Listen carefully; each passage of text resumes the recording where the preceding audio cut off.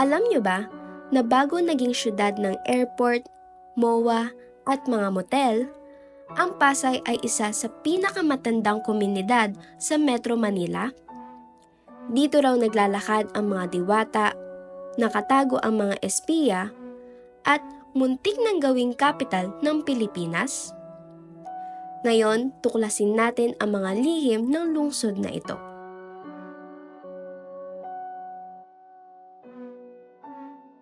Kung ang iniisip mo lang tuwing naririnig mo ang Pasay ay NAIA, MOA, at traffic sa EDSA TAF, marami kang hindi pa alam. Ang Pasay ay isa sa pinakamatandang pamayanan sa Metro Manila, na may ugat sa isang sinaunang barangay na tinawag na Baysay.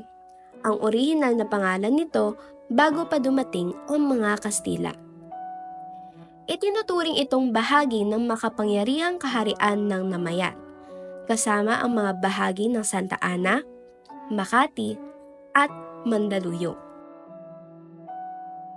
Sa panahon ng mga dato, ang lugar ay kilala sa mga ilog mayaman sa isda, punong may prutas, at mga punong kahoy na pinapaligiran ng mga espiritu.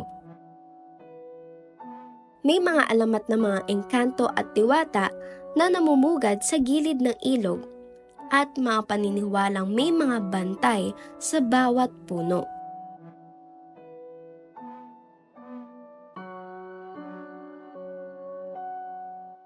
Pagsapit ng 1570s, sinakop ng Kastila ang lugar at pinangalanang Pineda, mula sa apelyido ng isang pamilyang mestizo na taga rito. Ang lupain ito ay ginawang parang probinsyang bakasyunan ng mga paring Kastila at mga opisyal.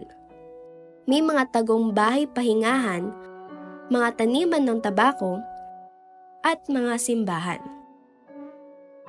Ngunit, narito ang nakakagulat. May mga plano noon ang mga Kastila na gawin ang Pasay bilang bagong kapital ng Pilipinas. Dahil hindi ito binabaha tulad ng Intramuros at mas maganda ang tanawin dahil may dagat, lupa at ilog. Pero, naudlot ito dahil sa mga lindol, bagyo, at mga rebelde ng Katipunan.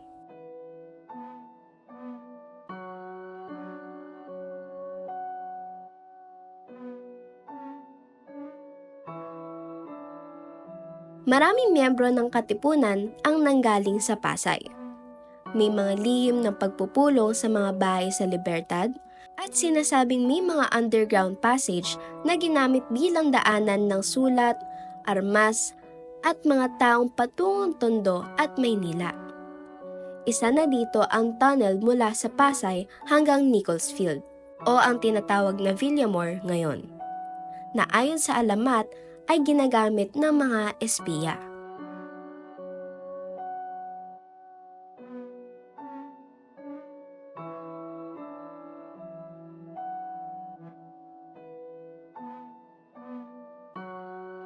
Noong panahon ng mga Amerikano, naging resort zone ang Pasay.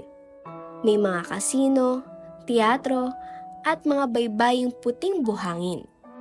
Dito nagbabakasyon ang mga Amerikanong opisyal kasama ang mga pamilya nila.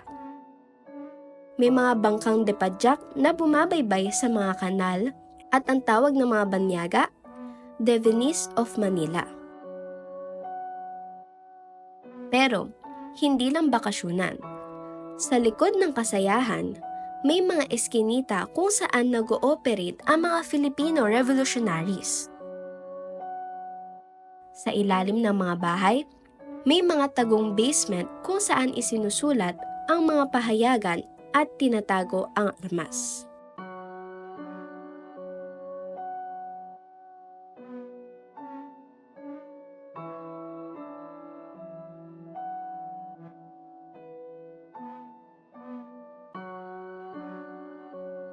Sa World War II, Pasay ang naging military outpost ng mga Hapon. Maraming bahay ang sinamsam. Sa Villamor Air Base, na dati itong Nicholasfield, ginawang base militar. Ayon sa ilang matatanda, ang mga bahay sa paligid ay ginawang torture chamber. Maraming hindi na nakita matapos dinala ng mga sundalong Hapon. May mga kwento rin ng multo ng mga sundalong Amerikano at Hapon, pati ng mga batang umiiyak sa gabi kahit walang bata sa lugar. Sa isang abandonadong building sa Libertad, sinasabing may babaeng dumadaan sa hallway. Nakaputing pang ospital, pero walang muka.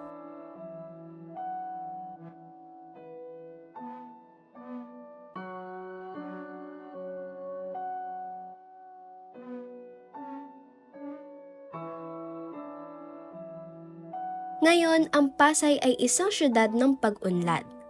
Nandito ang isa sa pinakamalaking mall sa Asia, ang MOA. Ang pinakaabalang paliparan, ang NAIA. At mga hotel, casino, at convention centers. Pero ang tunay na kasaysayan ng Pasay ay hindi nakikita sa mga LED screen o skyscraper. Makikita ito sa mga lumang bahay sa likod ng TAF, sa mga retasong kwento ng mga lola't lolo natin, at sa mga katahimikan ng mga sulok na may sariling kwento.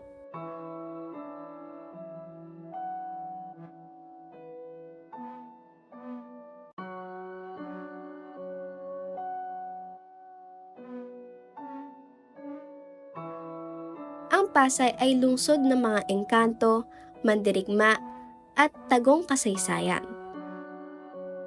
Kaya, sa susunod na dadaan ka sa Libertad o maghintay ng flight sa NAIA, tumingin ka sa paligid.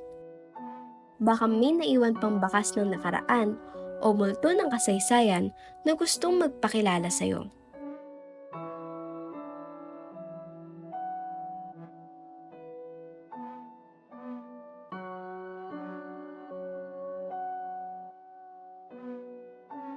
Dito na nagtatapos ang ating pagtalakay sa kwento ng Pasay City. Ikaw ba? Nakatira ka ba sa Pasay?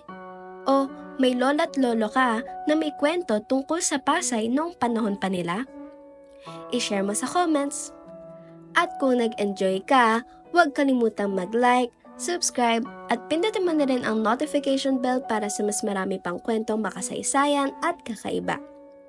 Pasay ang patunay na kahit anong modernong anyo, nananatili pa rin ang ugat ng tapang at tradisyon dito.